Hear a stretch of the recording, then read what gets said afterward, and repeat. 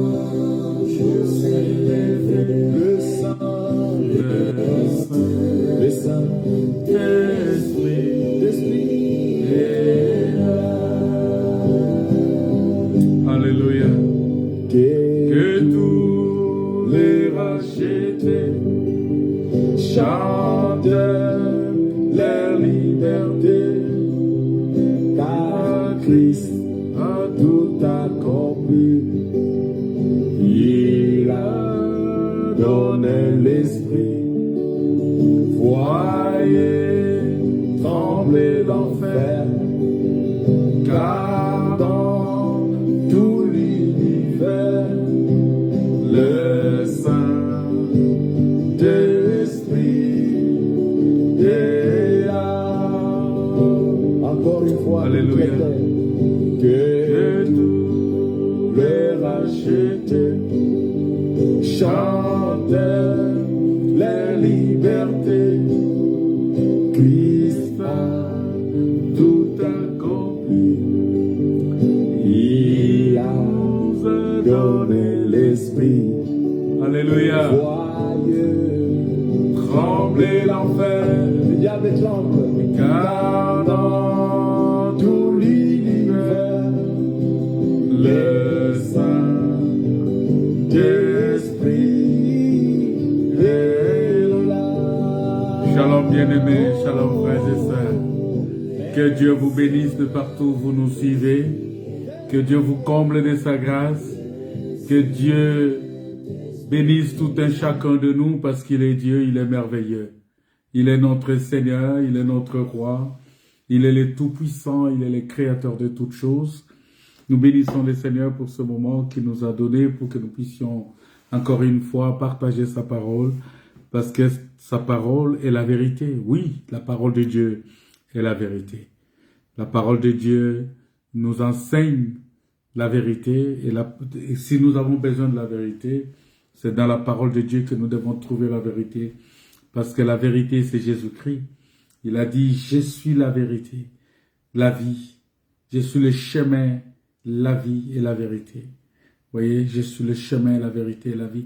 Donc Jésus, il a démontré que c'est lui qui est le chemin, c'est lui qui est la vérité, c'est lui qui est la vie. Donc, si nous avons confiance en ces dieux-là, si nous avons confiance en Jésus-Christ, ça veut dire que nous rentrons dans la dimension, dans la profondeur de la grandeur de Dieu. C'est une grâce d'être appelé enfant de Dieu. Alors, notre étude porte sur la divinité de Jésus-Christ, sur la puissance de la parole de Dieu, sur Jésus-Christ est la parole de Dieu. C'est lui la parole. Si nous avons besoin de la parole, c'est Jésus qui est la parole. Voyez, et comme il est la parole, il est la plénitude de la divinité. La Bible dit qu'en lui habita corporellement toute la plénitude de la divinité. C'est-à-dire que si vous entrez, si vous voulez rencontrer Dieu, il faut entrer en Jésus. Parce que c'est en Jésus que vous allez trouver la plénitude ou la totalité de la divinité. Et quand on parle de la plénitude, on parle de chiffre 7. Voilà pourquoi, lorsque Dieu a rencontré Abraham, je vais signifier quelque chose là rapidement avant qu'on puisse continuer, parce qu'aujourd'hui on va parler des attributs de Dieu, on va continuer dans ça.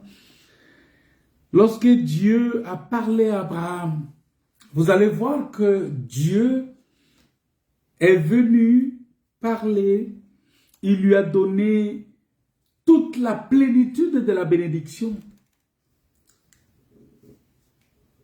Il a donné la plénitude de la bénédiction à Abraham. Voilà pourquoi on appelle Abraham père. On l'appelle père parce que il a en lui la plénitude de la bénédiction. Et donc, si tu veux être béni, la Bible dit, c'est lui qui bénira Abraham, sera béni. La Bible dit, toutes les nations seront bénies en toi. Maintenant, on va lire ça, parce que, voyez, vous allez voir toutes ces bénédictions-là. Voyez, dans Genèse chapitre 12, les versets, bon, on commence au verset 1, au premier verset. La Bible dit, l'Éternel dit à Abraham, va-t'en de ton pays, de ta patrie et de la maison de ton père. Voyez, c'est-à-dire, il devrait quitter 3 choses. Il devrait quitter son pays, il devrait quitter sa patrie, il devrait quitter la maison de son père. Ça, ce sont des choses que nous devons comprendre. C'est-à-dire, si tu veux rentrer dans la bénédiction de Dieu, si tu veux rentrer dans la profondeur de la grâce de Dieu, il y a ces 3 choses-là que tu dois quitter. Il faut quitter ton pays, il faut quitter ta patrie, il faut quitter la maison de ton père. C'est-à-dire, on sort de ce qu'on connaît, on sort de nos habitudes, parce que la maison de ton père, c'est ton habitude. Tu sors de ce que tu sais faire, tu sors, maintenant tu rentres dans un inconnu. Oh, l'inconnu à qui on a construit la maison. Quand Paul est arrivé en Athènes, il a dit, vous avez des maisons construites partout pour des dieux. Mais c'est vrai, vous avez construit une tente pour un Dieu inconnu. Et ce Dieu inconnu-là, c'est celui que je suis venu vous annoncer. Voyez, donc nous comprenons par là que il faut quitter ces 3 choses. La Bible dit, notre patrie à nous n'est pas sur la terre. Vous voyez, notre patrie à nous, c'est dans le ciel. C'est auprès de Dieu. Voilà pourquoi sur la terre, nous ne devons pas nous conformer au siècle présent. Nous ne devons pas marcher comme le monde marche. Nous devons marcher comme Dieu nous demande. Nous devons marcher dans la crainte de Dieu. Nous devons marcher comme étant les ressortissants de la patrie céleste. C'est-à-dire, nous sommes sur la terre, mais notre patrie est céleste. La véritable maison de notre Père. Parce que la maison de ce Père terrestre, nous devons quitter ça pour rentrer dans la maison de notre Père. Vous voyez? Et donc, il dit, au verset 2, il dit ceci. Ça, c'est la première bénédiction. Lorsque tu prends l'engagement de quitter et d'aller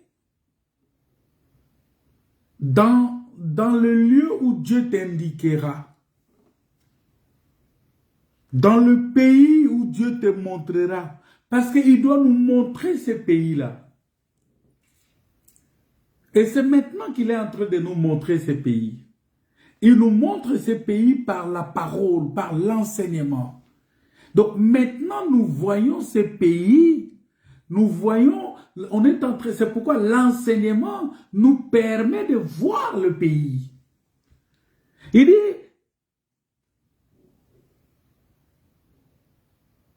tu vas dans le pays que je te montrerai. C'est-à-dire, Dieu va nous montrer ces pays-là. Mais comment il va le faire? Comment il va nous montrer? C'est pourquoi vous avez vu que Moïse, Dieu l'a amené au sommet de la montagne.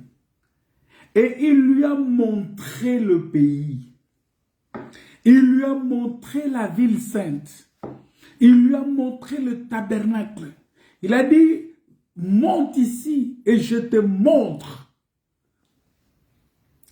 C'est-à-dire que pour montrer à Abraham le pays là, il fallait d'abord qu'il monte. Et Dieu dit, je vais te montrer.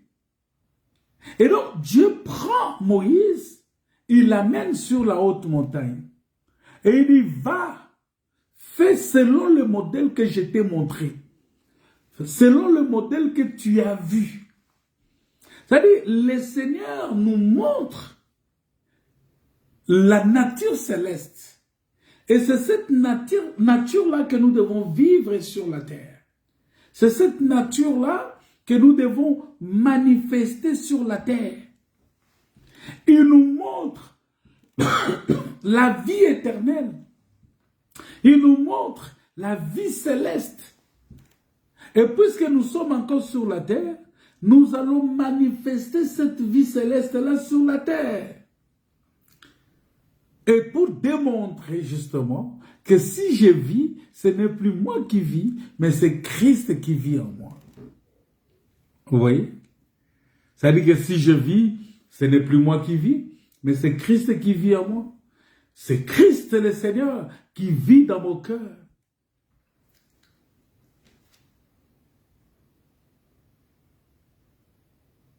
Donc, va dans le pays que moi je te montrerai.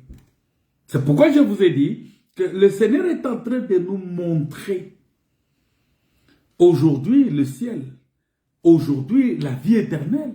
Il nous montre aujourd'hui la demeure de Dieu. Il nous montre à travers l'enseignement. Parce que c'est ça le but de l'enseignement. Quand Jésus dit, enseignez-leur à observer tout ce que je vous ai prescrit, ça veut dire quoi tout simplement? Ça veut dire qu'il faut leur montrer le ciel là où ils vont aller vivre.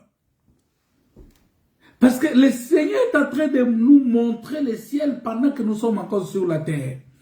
Et c'est par l'enseignement de la parole, c'est par la prédication que nous découvrons le ciel au jour le jour. Voilà pourquoi il faut aimer l'enseignement. Voilà pourquoi il faut aimer la parole. Voilà pourquoi il faut aimer la prédication. Il dit, je te montre, tu vas aller dans le pays que je te montrerai. C'est-à-dire, il y a deux choses là. Je te montrerai ce pays-là où je t'enseignerai. Tu vas aller là où moi je t'enseignerai. Tu vas aller là où je t'indiquerai. Tu vas aller là où je te conduirai. Voilà pourquoi le Saint-Esprit est venu pour nous conduire dans la vérité.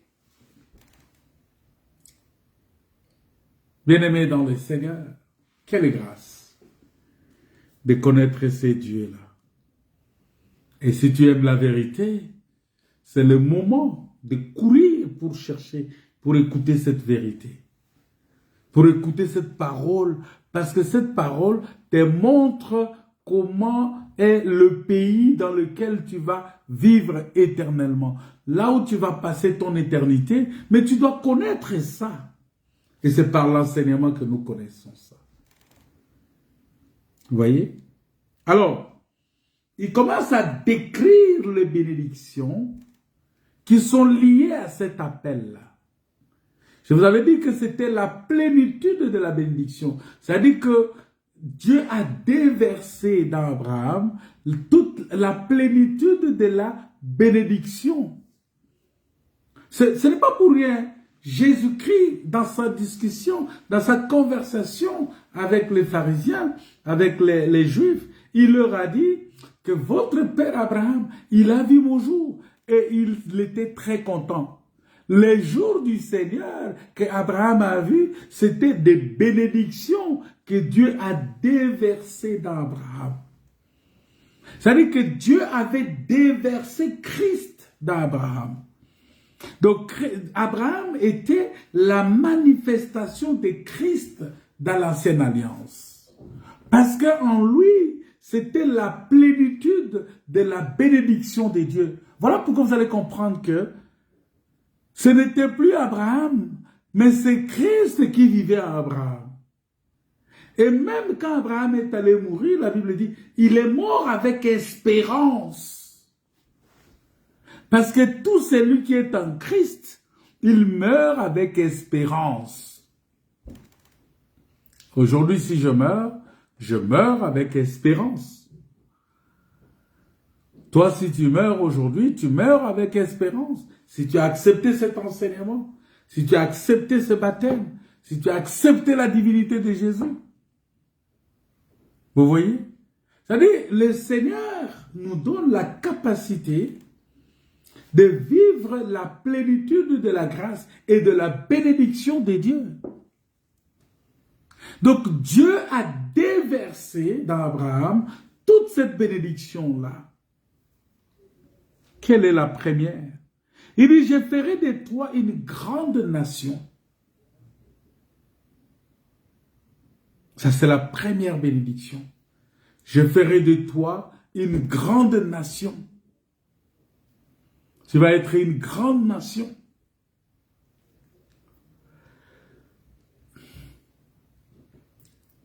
Ça dit que si tu es en Christ, Dieu va faire de toi une grande nation. En d'autres termes, une nation puissante. Parce qu'une grande nation, c'est une nation qui est puissante.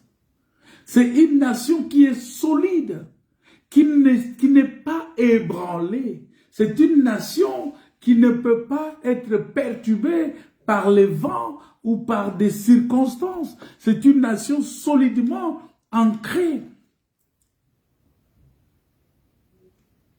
C'est une nation qui est forte. Une nation forte, c'est une nation qui a une économie forte. C'est une nation qui a une puissance militaire forte. C'est-à-dire, quand tu deviens une nation forte, c'est que c'est Dieu qui est ton pourvoyeur. Quand tu deviens une nation forte, c'est que c'est Dieu qui combat pour toi. Ce n'est pas toi. Tu as une forte armée à ton service. Il dit, je ferai de toi une grande nation. La grande nation. Abraham est la grande nation. Abraham est la grande nation. Alors j'aimerais que tu dises maintenant que moi je suis une grande nation. Parce que si tu acceptes de quitter ton pays, de quitter ta patrie, de quitter la maison de ton père, pour aller là où Dieu va te montrer. Parce que Dieu est en train, maintenant par les enseignements, il est en train de nous montrer là où nous allons. Nous allons où? Nous allons dans le ciel de Dieu. Nous allons dans le paradis de Dieu. Nous allons dans la gloire de Dieu. Et puisque nous allons là-bas, le Seigneur nous le montre maintenant. Par l'enseignement. Voilà pourquoi il faut, un enfant de Dieu doit aimer l'enseignement. Tu dois aimer la parole. Tu dois aimer la prédication. Tu dois aimer la vie de prière. Parce que dans cela, le Seigneur te montre là où tu dois aller. Alors j'aimerais que tu confesses que tu es une grande nation. Parce qu'une grande nation, c'est une nation puissante. C'est une nation qui a une forte armée. C'est-à-dire que rien ne peut t'ébranler. Personne ne peut venir te combattre et te vaincre. Parce que toi, tu es une grande nation. On ne peut pas vaincre une grande nation. Regardez, lorsqu'on parle de puissance de ce monde, vous voyez, on les considère comme des grandes nations. Parce qu'ils ont une forte économie. C'est-à-dire que tu ne manqueras de rien. Une grande nation ne manque de rien. Une grande nation. Donc, Abraham ne devrait manquer de rien. C'est pourquoi la Bible dit, Abraham crie à l'Éternel et cela lui fit imputer en justice. Une grande nation, c'est une nation qui ne manque de rien. C'est une nation qui est économiquement forte. C'est-à-dire que c'est toi qui prêtes aux autres. Tu n'en prêteras pas. C'est ce que la parole de Dieu dit. C'est ça la première bénédiction. Donc, le Seigneur fait de toi une grande nation. Le Seigneur fait de toi une grande nation, une grande puissance. C'est-à-dire que tu as une puissance qui est en toi, en tant que nation, que le monde ne peut pas s'élever contre toi. Quand le monde vient, toi tu le mets en déroute. Quand le diable vient, tu le mets en déroute. Pourquoi? Et c'est ça. Vous voyez, Élisée était une grande nation. Voilà pourquoi il fallait que Dieu ouvre les yeux de Géasi pour voir qu'ils étaient une grande nation. Quand Élisée lui disait, ceux qui sont avec nous sont plus nombreux que ceux qui sont avec eux. Jésus, une grande nation, quand il est venu sur la terre, c'était une grande nation. Il a dit à Pierre, Pierre, arrête ça. Moi, je suis une grande nation. Si je veux ici, je vais ordonner à la légion d'anges. La légion d'anges va descendre, va combattre pour moi. C'est-à-dire que tu as une forte armée. Est-ce que tu sais ça? Une grande armée qui combat pour toi. Est-ce que tu sais ça? J'aimerais que tu dises ça. J'ai une grande armée qui combat pour moi. L'armée de l'Éternel. Ce n'est pas moi qui combat, c'est l'armée de l'Éternel qui combat pour moi. Alléluia. J'aimerais que tu dises, parce que tu es une grande nation. Le Seigneur veut faire de toi une grande nation. Le Seigneur veut faire de toi une grande nation. Une nation capable. Parce que le Seigneur est celui qui pourvoit à tes besoins. Et si Dieu est celui qui pourvoit à tes besoins, tu vas manquer de quoi? Vous voyez, l'exemple, c'est pour Israël. Si vous remarquez Israël, Israël était une grande nation. Regardez même quand il est arrivé dans le désert. Le désert, un lieu aride, un lieu de désespoir, où il y avait des attaques de partout. Mais Israël est resté une grande nation.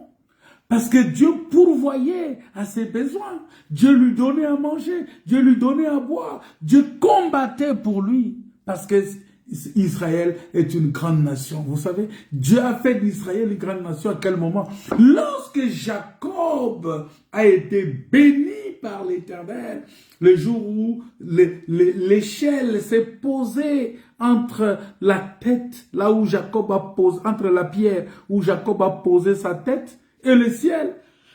Et la Bible dit que les anges de Dieu descendent, montaient et descendaient.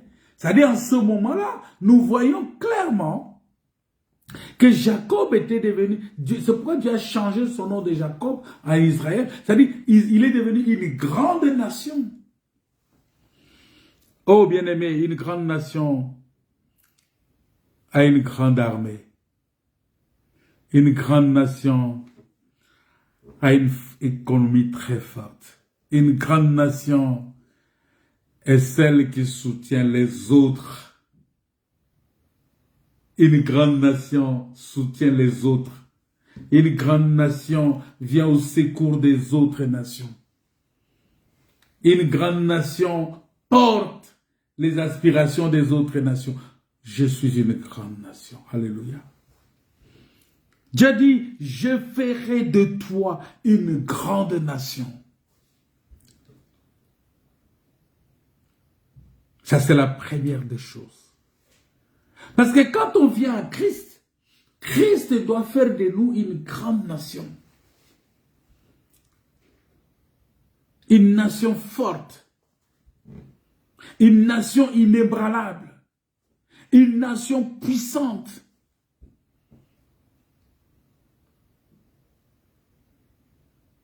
La deuxième des choses, il dit, je te bénirai. Ça, c'est la deuxième. Parce qu'on retrouve le chiffre 7 dans la vie d'Abraham ici. Il dit, je te bénirai.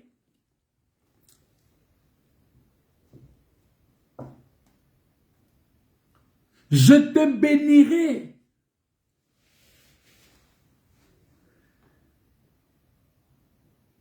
Est-ce que tu sais que tu es un béni de l'Éternel? En croyant au Seigneur Jésus, tu es un béni de l'Éternel. Nous sommes les enfants bénis de l'Éternel.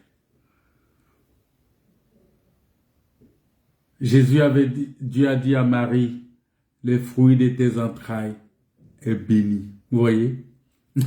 C'est-à-dire, tout ce qui est en Christ, parce que nous sommes en Christ, qui est le fruit des entrailles de Dieu, mais qui est béni. Vous voyez, ça dit, c'est pourquoi la Bible dit, il n'y a plus de condamnation pour ceux qui sont en Christ. Nous sommes un peuple béni. Tu es un peuple béni. Dieu a dit, il te bénira. Est-ce que tu crois cela? J'aimerais que tu comprennes cela. Ça, c'est la bénédiction. Ça, c'est la deuxième des choses. La troisième des choses, la troisième grâce ou la troisième bénédiction, ou la troisième, c'est quoi? Il dit, je rendrai ton nom grand. Alléluia. Le Seigneur a dit, il rendra ton nom grand.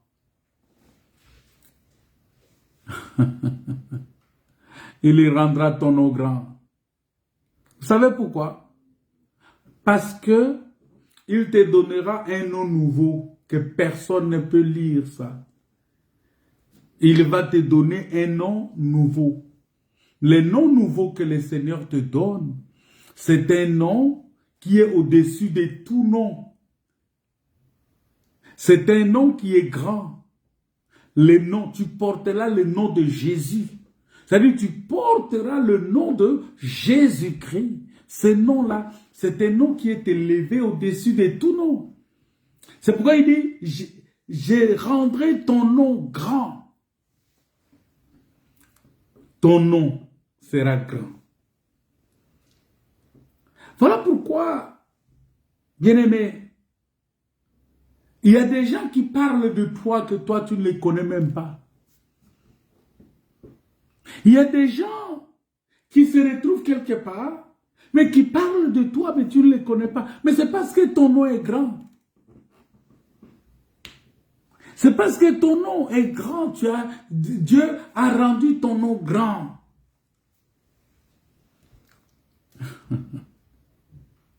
Le nom que tu portes, le nom de Jésus que tu portes, c'est un nom qui est grand.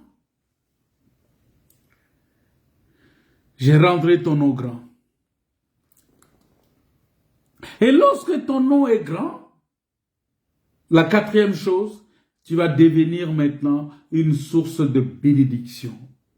Vous voyez? Donc quand tu es béni, tu deviens une source de bénédiction. Tu dois bénir aussi les autres. C'est-à-dire les autres vont être bénis par toi. Tous ceux qui te rencontrent sont bénis. Ça veut dire quoi? Ça veut dire que quand les gens te rencontrent, ils reçoivent la bénédiction qui est la parole de Dieu. Ils reçoivent la bénédiction qui est la gloire de Dieu. Cinquième chose, il dit, je bénirai ceux qui te béniront.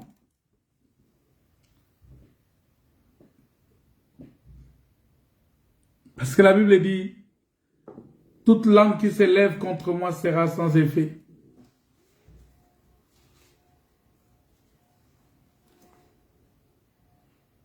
Il n'y a plus de condamnation pour ceux qui sont en Christ.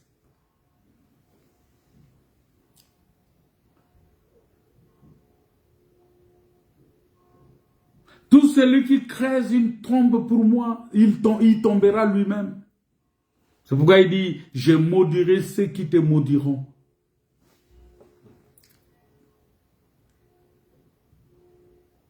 Ça, c'est la sixième des choses. Je maudirai ceux qui te maudiront. Ce n'est pas à toi de maudire. C'est Dieu lui-même qui s'occupera de tous ceux qui veulent à ta vie, qui veulent te faire souffrir. Dieu va s'occuper d'eux. Toi, continue seulement à te confier à l'Éternel. Continue seulement à donner ta vie à Jésus. Continue seulement à dépendre de l'Éternel. Et Dieu lui-même va s'occuper de tous ceux-là qui veulent à toi, qui veulent à ta vie, qui veulent te faire du mal. Dieu va s'occuper d'eux.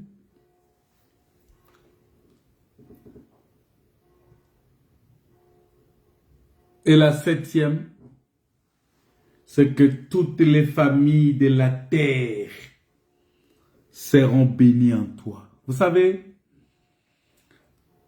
ta présence, mon frère, peut épargner beaucoup de gens de catastrophes, peut épargner beaucoup de gens. Mais c'est ce qui s'est passé lorsque Dieu voulait aller détruire Sodome. Il a posé la question, il a dit à Abraham, s'il se trouve quelque juste, je ne ferai rien. C'est-à-dire qu'à cause de ta présence, d'abord, vous savez que le mystère de l'iniquité agit déjà. Mais il faut que ce qui le retient ait disparu. Ça dit quoi? l'Église, la présence de l'Église sur la terre retient encore le mystère de l'iniquité.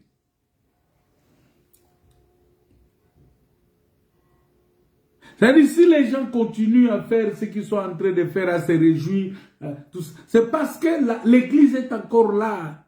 C'est parce que ta présence est encore là. À cause de toi,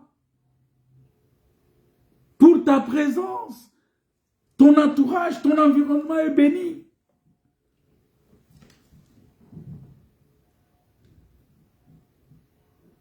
Ta maison est bénie. Ton foyer est béni.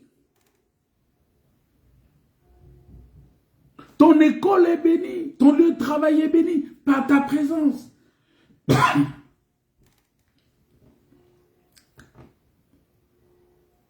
À cause de ta présence, dans cet avion-là, il n'y aura pas de crash.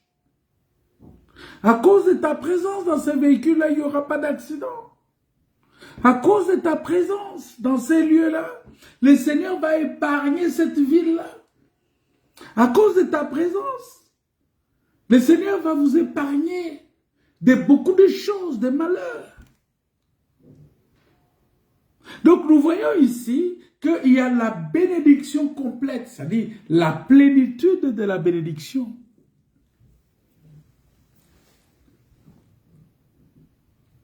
Et lorsque Israël est revêtu de cette plénitude de la bénédiction d'Abraham, c'est pourquoi il va avoir aussi la force, parce que vous devez comprendre que quand Dieu donne le chiffre 7, si le chiffre 7 parle de la plénitude de la divinité, parle de la totalité de Dieu, mais sachez que le chiffre 7 aussi parle des choses mauvaises, parle des nations, les nations puissantes de ce monde, parle aussi des puissances de ce monde, parle aussi des puissances de Satan. Vous comprendrez que la Bible dit que lorsque les mauvais esprits est chassé, il reviendra rôder tout autour de là où il était pour voir si le terrain est resté vide. S'il trouve que le terrain est vide, il va repartir chercher 7 autres démons plus forts. Voyez? Ici, le chiffre 7 revient, mais ce chiffre 7 qui revient ici, ce n'est pas pour Dieu, mais c'est pour le malin. Voilà pourquoi Israël, si vous lisez dans le livre, vous allez voir dans le livre de Deutéronome, vous allez voir que quand Dieu a prévu de faire entrer Israël dans le pays de Canaan, il a donné la puissance, la force à Israël de chasser les nations. Mais ces nations-là, ils étaient combien? Ils étaient 7. C'est-à-dire, il n'y a que le 7 qui peut vaincre le 7. Il n'y a que le serpent qui peut vaincre le serpent. Voilà pourquoi Dieu, connaissant le plan de l'ennemi, il utilise la puissance, sa puissance. Il vient éradiquer le plan de l'ennemi, le plan du diable. Il vient détruire le diable. C'est comme ça que je vous avais expliqué que le bâton dans la main de Moïse, lorsqu'il est descendu sur la terre, il est devenu serpent. Tout en sachant que le serpent est celui qui était venu séduire Ève, introduire le péché dans le monde. Le serpent est celui qui a créé beaucoup de dégâts, beaucoup de gaffes dans ce monde. Et Dieu devient serpent pour avaler les serpents, pour détruire les œuvres du serpent, pour briser la force du serpent. Voilà les raisons pour lesquelles Dieu est devenu fils. Le Père est devenu fils.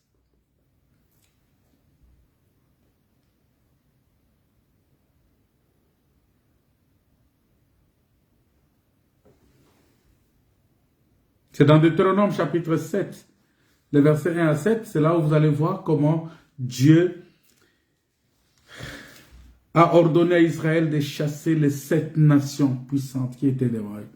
Donc, ça montre quoi? Ça montre que quand Jésus est venu détruire les œuvres du diable, il n'a pas détruit en partie. Il a détruit toutes les œuvres du diable. Ce n'est pas une partie de puissance qu'il a détruite. Il a détruit toute la puissance de l'ennemi. Il a détruit toutes les œuvres du diable. Il a vaincu le Satan, pas en partie. Il a vaincu Satan dans toute son entièreté. C'est-à-dire avec son plan, avec ses manœuvres, avec toutes ses manigances. Jésus a vaincu le diable. C'est-à-dire la totalité de la puissance de Satan a été vaincue sur la croix. C'est pourquoi la Bible dit, tu as dépouillé les dominations, les autorités, les principautés. Il a tout dépouillé. Ce n'est pas pour rien. Parce que si Jésus dit que tout est accompli, le tout est accompli de Jésus-Christ démontre que il a réellement tout accompli.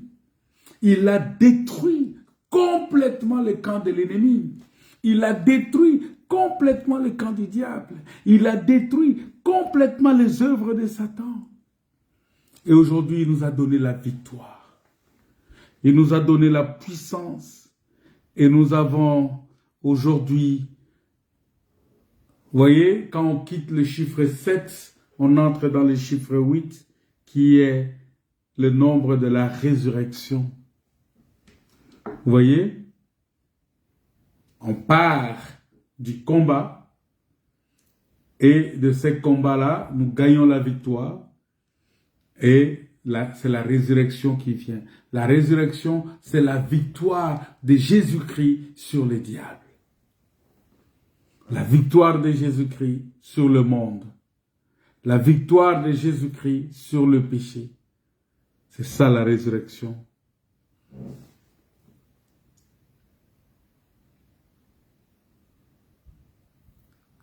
Vous voyez, c'est un moment de réjouissance. Alors, bien-aimés dans le Seigneur, nous étions en train de parler de Jésus-Christ parce que ça c'était... Je voulais commencer par là pour expliquer que Jésus-Christ, que Dieu, il est le Dieu de la totalité. Et c'est ça qui explique même le pluriel de Dieu quand Dieu dit « faisons l'homme à notre image ». Parce que c'est le Dieu de la totalité. C'est le Dieu du 7e jour qui se repose le 7e jour en regardant comment il a tout fait dans la perfection. Et il vient au 7e jour pour se reposer. Bien-aimés dans le Seigneur, c'est Dieu créateur là. C'est comme ça que quand vous lisez la parole de Dieu dans Genèse chapitre 1, verset 1, la Bible dit, au commencement Dieu créa les cieux et la terre. Alors si nous lions à ces versets-là, les versets de Jean chapitre 1, verset 3 à 4, et verset 1 à 3, Jean chapitre 1, verset 1 à 3, vous allez voir que la Bible dit, au commencement était la parole était Dieu, avec Dieu, la parole était Dieu.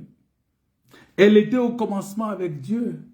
Le verset 3 dit ceci, toutes choses ont été faites par elle, et rien, alors rien de ce qui a été fait n'a été fait sans elle. C'est-à-dire rien n'a été fait sans la parole. C'est la parole qui a tout fait. C'est la parole qui a créé. Et la Bible dit que cette parole-là, dans Jean chapitre 1, verset 14, la Bible dit que « Et la parole a été faite chair, et elle a habité parmi nous, pleine de grâce et de vérité. » Et nous avons contemplé sa gloire, une gloire comme la gloire du Fils unique venu du Père. Vous voyez? C'est-à-dire, si on marie les deux versets, on marie Genèse chapitre 1, verset 1, et Jean chapitre 1, verset 1 à 3, et puis verset 14, nous comprenons par là que cette parole qui a tout créé, cette parole qui a été faite chair, cette parole qui au commencement était avec Dieu, cette parole qui était Dieu. Le livre de Colossiens chapitre 1, verset 16, va expliquer clairement, va parler clairement, Colossiens chapitre 1, verset 16, dit ceci, que car en lui ont été créées toutes les choses qui sont dans les cieux. Colossiens chapitre 1, verset 16. En lui ont été créées toutes choses qui sont dans les cieux. Et sur la terre, les visibles et les invisibles, même ce que nous ne voyons pas, la parole a créé ça. Donc la parole a créé des choses visibles que nous voyons, mais il a créé aussi des choses que nous ne voyons pas. Vous savez qu'il y a des choses que la Bible appelle, la parole de Dieu appelle les invisibles. C'est-à-dire que ce que nous ne voyons pas. Par exemple, les anges. La parole a créé les anges. La parole a créé ton esprit. La parole a créé toutes ces choses-là. C'est-à-dire, ici on veut démontrer que Jésus, il est le créateur. Mais il y a combien de créateurs, mon frère? La Bible dit que même les trônes, les dignités, les dominations, les autorités, tout a été créé par lui et pour lui. C'est-à-dire, tout a été créé par la parole, par Jésus-Christ et pour Jésus-Christ. C'est-à-dire, il a fait tout ça pour sa gloire. Il a fait tout ça lui-même. Tout a été créé par lui. Bon, alors maintenant, la Bible dit qu'au commencement, Dieu créa. Or, c'est Dieu qui a créé, c'est la parole. Cette parole-là, c'est elle qui est faite chair, qui a habité parmi nous, et nous avons contemplé sa gloire. Cette parole-là qui a créé, la Bible dit que tout a été créé. Toutes choses ont été créées. En lui, toutes choses ont été créées. Celles qui sont dans les cieux et celles qui sont sur la terre. C'est-à-dire, quand tu regardes tout ce qui est sur la terre, qui n'est pas fait de mes d'hommes, c'est-à-dire que tout ce qui est sur la terre que l'homme n'a pas fait, c'est Dieu c'est Jésus qui a créé. Oh, Jésus est mon créateur. Oui. Il est mon créateur.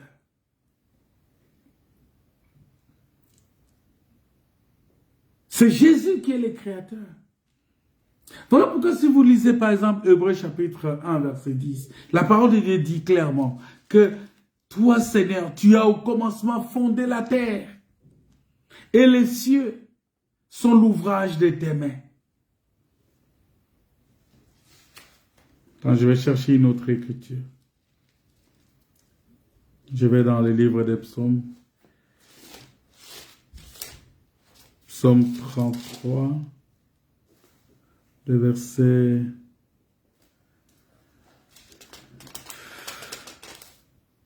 33, le verset 6. Vous voyez, la Bible dit, les cieux ont été faits par la parole de l'Éternel, et toute leur armée par le souffle de sa bouche. Les cieux ont été faits. Psaume 33, verset 6. Les cieux ont été faits par la parole de l'Éternel, et toute leur armée par le souffle de sa bouche. Il y en a beaucoup d'écritures qui parlent de ça. Beaucoup d'écritures, mes frères, qui démontrent que Jésus est le Créateur. C'est lui mon créateur. C'est lui mon roi.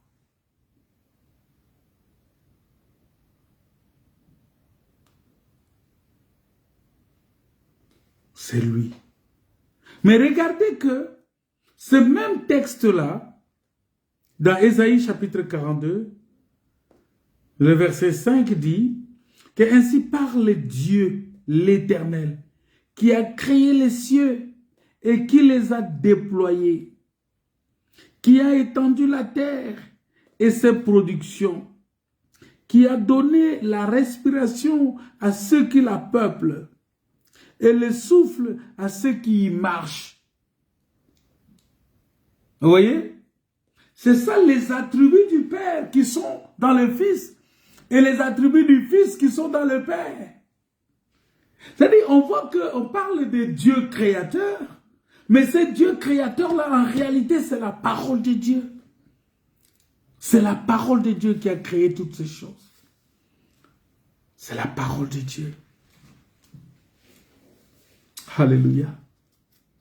C'est la parole de Dieu. L'éternel Dieu, le créateur des cieux et la terre, le seul Dieu qui a formé la terre, qui l'a faite et qui l'a affermi, le seul Dieu là, selon Ésaïe 45, verset 18. Il dit le seul Dieu qui a formé la terre. Et s'il y a le seul Dieu qui a formé la terre, ça veut dire que ce Dieu-là, c'est la parole. Et cette parole, c'est Jésus-Christ. Alléluia. Vous voyez, il est le créateur. Il est le créateur. Jésus est le créateur. Est-ce que tu crois cela? J'aimerais que tu comprennes cela. Voilà pourquoi, en tant que créateur, il a travaillé pendant 6 jours. Et le 7e jour, il devrait se reposer. Pourquoi? Parce que la Bible dit dans le livre de Jérémie, chapitre 17, verset 10, que l'Éternel, moi l'Éternel, j'éprouve le cœur, je sonde le rein. Il est celui qui éprouve le cœur, il est celui qui sonde les reins, pour rendre à chacun selon ses œuvres, selon les fruits de ses œuvres. Mais c'est l'Éternel là. C'est lui qu'on va décrire dans le livre de Apocalypse chapitre 2 verset 18. Il dit, écrit à l'ange de l'église de Thyatire. Voici ce que dit le Fils de Dieu. C'est lui qui a les yeux comme une flamme de feu et dont les pieds sont semblables à de l'airain ardent. Il dit, je ferai mourir de mort ses enfants et toutes les églises connaîtront que je suis celui qui sonde les cœurs, qui sonde les reins et les cœurs. Ici, c'est Jésus-Christ qui parle. Il dit, je suis celui qui sonde les cœurs et les reins. Alors, il y a combien de personnes qui sondent les cœurs et les reins? Et il dit, je vous rendrai à chacun selon ses œuvres, vos œuvres. Donc ici, nous voyons encore que Jésus-Christ est celui qui sonde le cœur et les reins. Donc c'est pourquoi quand on parle de Dieu, Dieu bien-aimé, Dieu c'est celui qui mérite l'adoration. Dieu c'est tout ce qu'on adore. Et Dieu est esprit. L'esprit on ne le tient pas. L'esprit on ne le manipule pas. L'esprit c'est Dieu.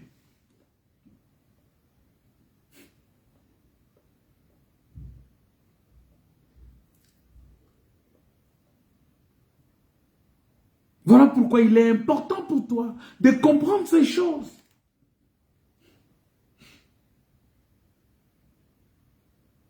Et de te laisser guider par ce créateur-là, par celui qui t'a créé. À son image, à sa ressemblance. Qui est la parole de Dieu. Et si tu reconnais cela, bien-aimé, tu es l'homme le plus heureux. Parce que Jésus-Christ en tant que créateur, en tant que celui qui sonde les reins et les cœurs, il est aussi celui qui pardonne les péchés. Et ça, c'est le point qui a poussé les Juifs à tuer Jésus.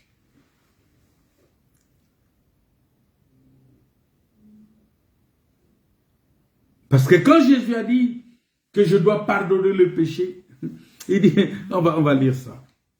La Bible dit que les Juifs ont été scandalisés.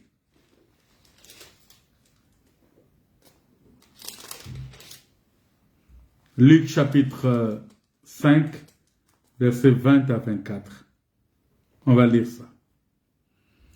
Voyant leur foi, Jésus dit, « Homme,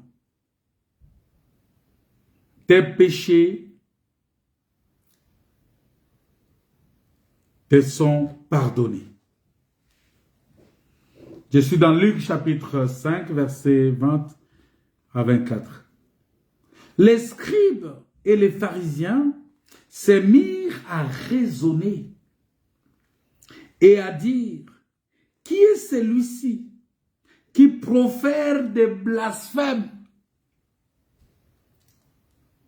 Qui est celui-ci qui profère des blasphèmes?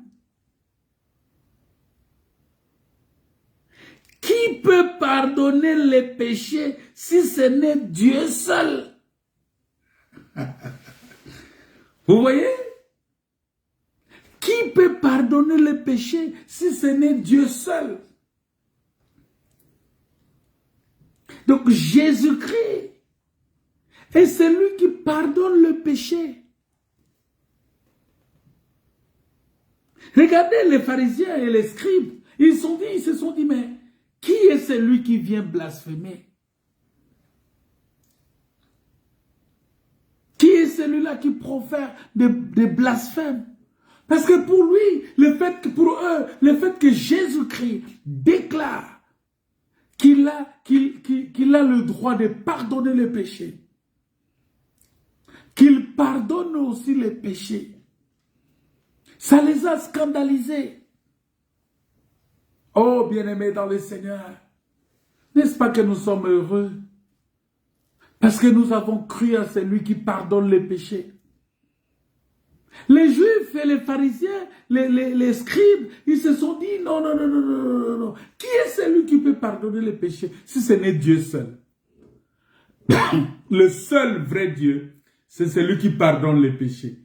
Oh, ce seul vrai Dieu qui pardonne les péchés, mais c'est Jésus qui a dit, mon frère, tes péchés te sont pardonnés. Le verset 23 dit ceci. Verset 22. Il dit, Jésus connaissant leurs pensées, prit la parole et leur dit, quelle pensée avez-vous dans vos cœurs? Ici, c'est quelque chose de très important. Le Seigneur nous donnera le temps d'expliquer ça une autre fois. Le Seigneur relie les pensées et le cœur. Il vient relier ici les pensées et le cœur. Il dit, quelles pensées avez-vous dans vos cœurs? Lesquelles est de plus aisé de dire, tes péchés te sont pardonnés, ou de dire, lève-toi et marche?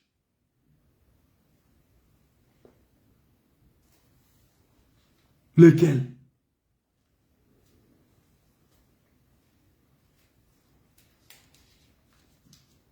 Lequel? Or, afin que vous sachiez que le Fils de l'homme a sur la terre le pouvoir de pardonner les péchés.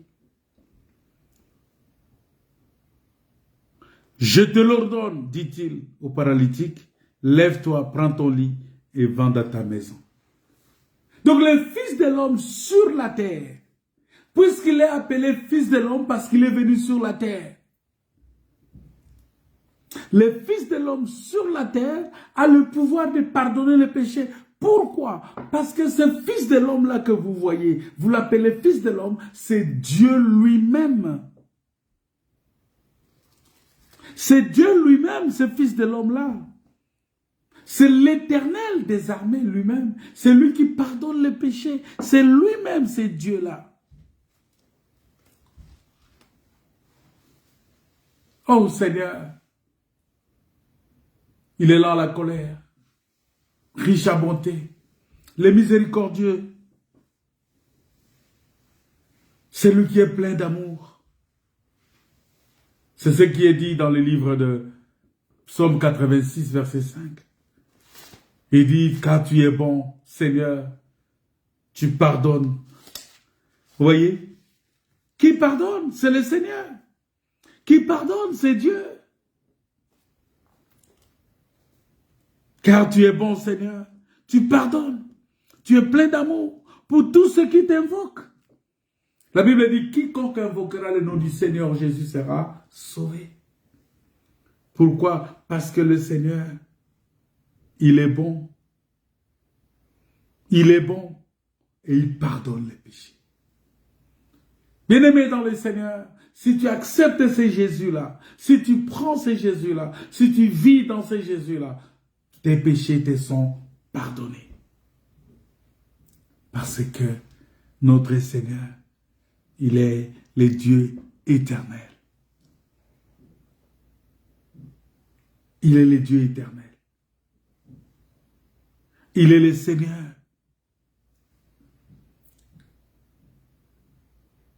Que la foule avait dit dans Jean 12, verset 34, on avait déjà vu ça, que nous avons appris par la loi que le Christ demeure éternellement.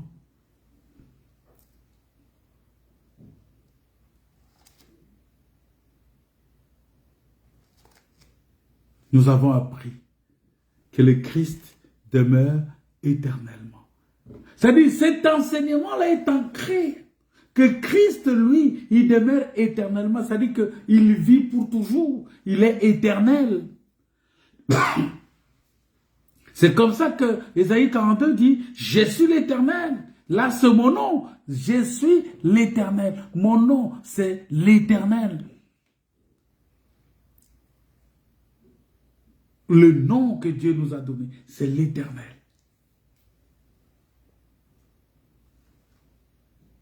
Il est le rocher.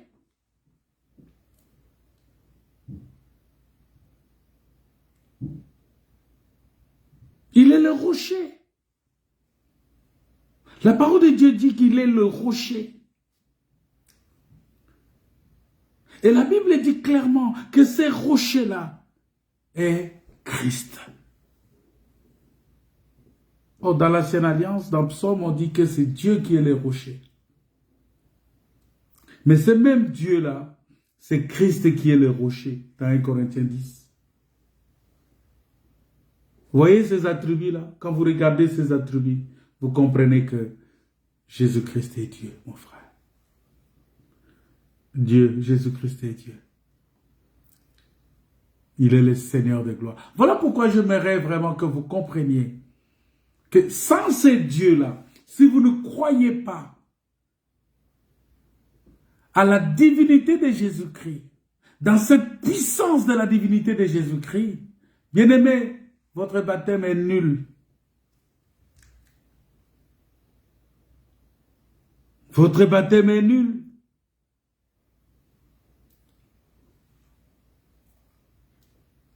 Votre baptême est nul. Voilà pourquoi ici, on est en train de te montrer le pays dans lequel tu vas entrer. Et on te montre que le Dieu de ce pays-là, le Dieu, le maître de ce pays-là, il s'appelle Jésus-Christ. Et c'est par les enseignements que tu dois comprendre ça. Le berger de ce pays-là, c'est Jésus-Christ. C'est ce que Dieu a dit dans Ézéchiel 34, verset 15. Il dit, moi je ferai paître mes brebis, moi l'Éternel. Je ferai paître mes brebis. C'est moi qui les ferai reposer. C'est-à-dire que c'est lui qui va faire reposer les brebis, c'est le Seigneur, l'Éternel. Et quand je suis en train de lire dans Ézéchiel là, quand je prends le verset 31 de ce même Ézéchiel 34, je vois, il dit, vous mes brebis, brebis de mon pâturage, vous êtes des hommes. Ces brebis-là sont des hommes. C'est nous. Ce ne sont pas des animaux comme vous croyez. Ces brebis-là, c'est nous.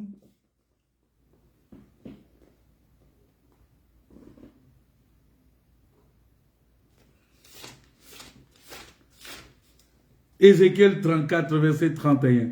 Il dit ceci. Vous, mes brebis, brebis de mon pâturage, vous êtes des hommes. Moi, je suis votre Dieu, dit le Seigneur éternel. C'est-à-dire, quand on dit l'Éternel est mon berger, l'Éternel est mon berger, je ne manquerai de rien. C'est ça, ça vient d'ici. Parce qu'il dit que vous, mes brebis, brebis de mon pâturage, nous sommes les brebis de son pâturage. Oh, les brebis de son pâturage, il dit, vous êtes des hommes. Ces brebis-là sont des hommes. C'est pourquoi il dit, les brebis connaissent ma voix et me suivent. C'est-à-dire, ce sont des hommes qui suivent la parole, qui suivent le Seigneur, qui suivent Elohim. Ce sont des hommes. Est-ce que toi, tu es une brebis du Seigneur? Est-ce que tu écoutes la voix de ton Seigneur? Est-ce que tu écoutes la voix de ton berger? Il dit, je suis, c'est moi-même, vous êtes les brebis de mon pâturage. Vous êtes les brebis de mon pâturage. Mais en tant que brebis, attendez, vous êtes des hommes. C'est-à-dire, vous êtes des humains. Les brebis, là, sont des hommes. C'est tout un homme. C'est toi et moi. C'est nous qui sommes des brebis. Vous voyez comment la Bible s'explique? Et si on doit offrir à Dieu, c'est mon corps, en tant que brebis du Seigneur, je dois offrir mon corps comme un sacrifice vivant.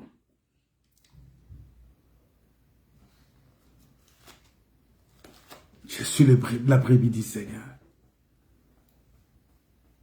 Et en tant que la brebis du Seigneur, c'est l'Éternel qui est mon berger.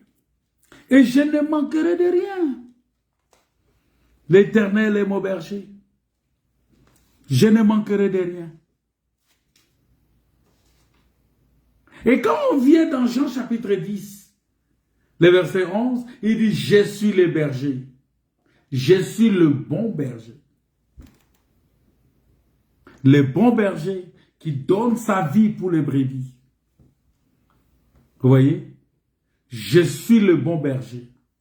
Le bon berger qui donne sa vie pour ses brebis. Vous voyez? C'est-à-dire, le bon berger, il a donné sa vie pour nous. Parce qu'il a dit que les brebis de son pâturage, c'est nous les hommes, c'est toi. Ce ne sont pas des animaux. C'est toi, c'est moi, c'est nous qui sommes la brebis. Nous sommes les brebis du Seigneur. Moi, je suis la brebis du Seigneur. Il a donné sa vie, lui comme le bon berger, il a donné sa vie. Voilà pourquoi il est mort sur la croix.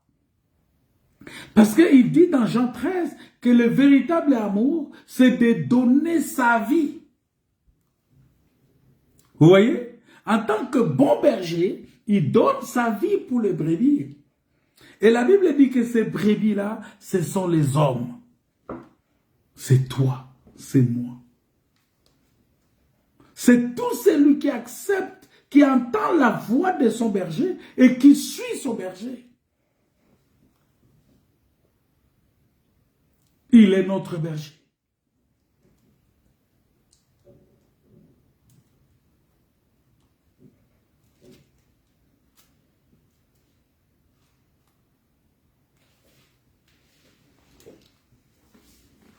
Il est notre berger. Voilà pourquoi on va lire le dernier texte. J'aimerais qu'on lise ce texte-là. Ce sera notre dernier texte qu'on va lire pour aujourd'hui. Il dit ceci. Dans Ésaïe 40, versets 9 à 11, il dit ceci.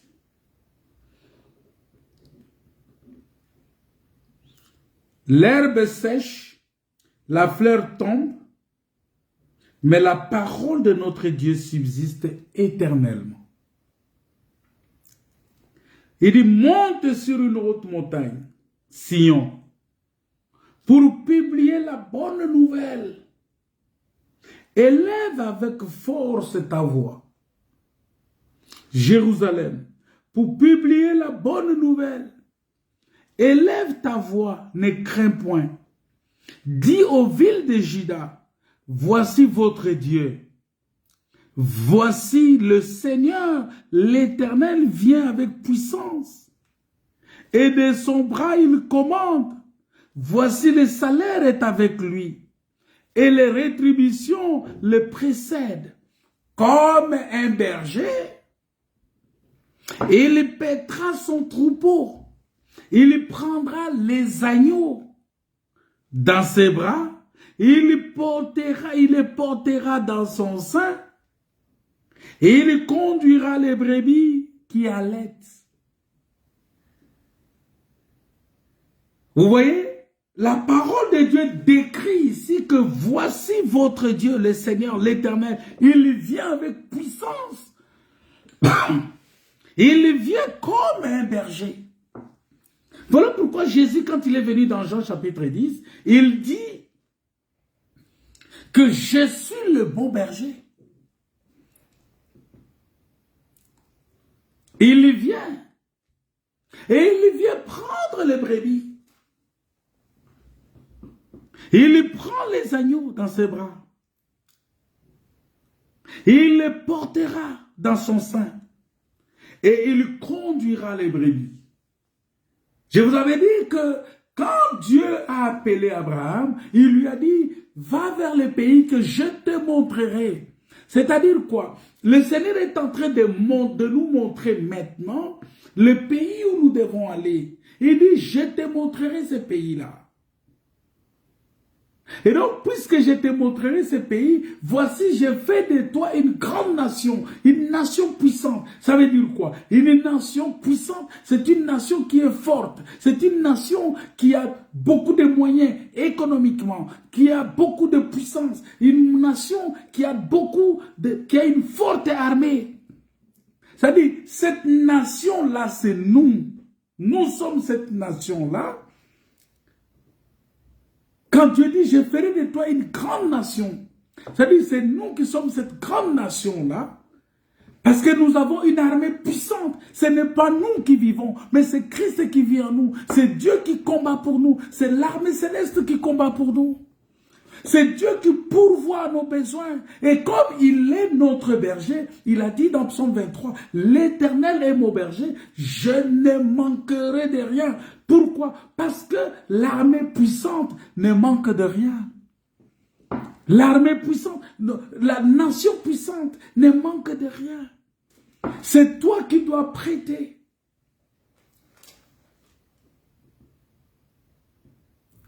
Parce que tu es une nation puissante. Parce que l'Éternel est ton berger. Mais il dit ici dans Ésaïe 40, j'aimerais que vous réalisez ce texte-là. Si le Seigneur permet, on reviendra là-dessus prochainement pour essayer d'expliquer encore en profondeur. Il dit, voici le Seigneur l'Éternel, il vient. On dit le Seigneur l'Éternel vient. Mais c'est ce Seigneur-là qui vient, qui est la parole, qui a déclaré que je suis le bon berger. Il est mon berger. Il est ton berger. Il est notre berger. L'Éternel est mon berger. Je ne manquerai de rien. Il est mon Seigneur. Je ne manquerai de rien. S'il est mon Seigneur, c'est qu'il a la puissance de combattre mes ennemis. Il a la puissance de combattre mes adversaires. La Bible dit de son bras, il commande. Et quand il vient avec le salaire, il vient avec la rétribution, il vient avec des couronnes pour distribuer. Dans ce texte ici, nous pouvons voir ça sous plusieurs angles. Sur le plan prophétique, au retour de Jésus-Christ, lorsque l'Église sera enlevée, l'Église va rentrer dans la gloire et l'Église va bénéficier de la couronne de gloire lors du tribunal de Christ. Mais maintenant encore, il est descendu. Jésus-Christ, quand il est monté en haut, il a amené des captifs, il a fait des dons aux hommes, il est descendu le jour de Pentecôte avec la langue de feu sur la tête de chacun. C'était aussi une rétribution que Dieu a donnée à chacun. La puissance, il a revêtu de la puissance, il a revêtu de langue de feu, il a revêtu de la grâce. Ça dit qu'avec cette langue de feu, tu ne manqueras de rien parce que c'est lui, l'Éternel, qui est ton berger. Il te conduira dans la vérité. La Bible dit, c'est lui qui te conduira. Il conduira les brebis. Alléluia. Voilà pourquoi, bien-aimé, il dit, monte maintenant sur une haute montagne et proclame, publie la bonne nouvelle. Qu'est-ce qui te retient de ne pas publier la bonne nouvelle? Qu'est-ce qui te retient de ne pas parler de cette bonne nouvelle? De dire que toi, tu es une grande nation. De dire que l'Éternel est ton Dieu, est ton Créateur, il est ton berger. Tu ne manqueras de rien. Qu'est-ce qui t'empêche? Élève ta voix. Il dit, ne crains pas, parce que tu es une nation forte. Est-ce que tu sais ça? Ne crains rien, parce que tu es une nation forte. J'aimerais que tu proclames cela, que tu es une nation forte. Une nation puissante. Alléluia. Tu es la nation puissante de Dieu. Tu es la nation forte. Tu es une nation puissante. Tu es une nation que Dieu est en train de conduire. Tu es une nation que Dieu est en train de soutenir. Tu es une nation que Dieu est en train de bénir. C'est une grâce d'être compté comme étant la nation de Dieu. Je suis une nation puissante. Je suis une nation forte. Je suis une grande nation parce que l'Éternel est mon berger. Sa houlette et son bâton me rassurent. Je ne manquerai de rien. Je suis comme un arbre planté près des courants d'eau. Alléluia.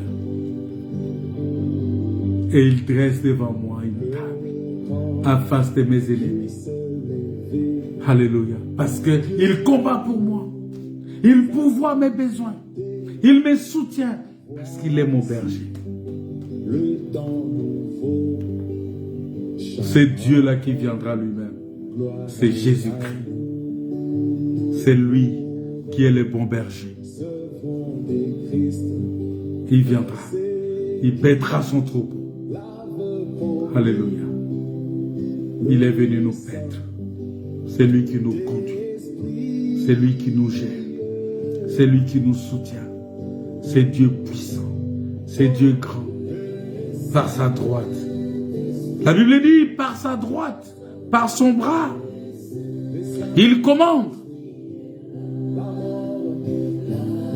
Il commande. Oh, Dieu donne plein salut. Alléluia. Et j'aimerais que tu proclames que tu es une nation puissante. Parce que ton Dieu, ton Créateur, il est celui qui pardonne tes péchés. Il est ton berger. Il est ton Créateur. Il est ton Sauveur. Il est celui qui te guérit. Il est celui qui te sauve. Recommande ton sort à l'Éternel. Mets en lui ta confiance et il agira. Si tu as été béni par ce message, je t'invite à le partager. Partage cela dans ton groupe, à tes amis, partage cela pour que les autres puissent écouter. Que la paix, la grâce et la communion du Saint-Esprit soient votre partage. Au nom de Jésus. Que Dieu vous bénisse. Soyez bénis, soyez guéris, soyez délivrés, soyez libérés. Au nom de Jésus.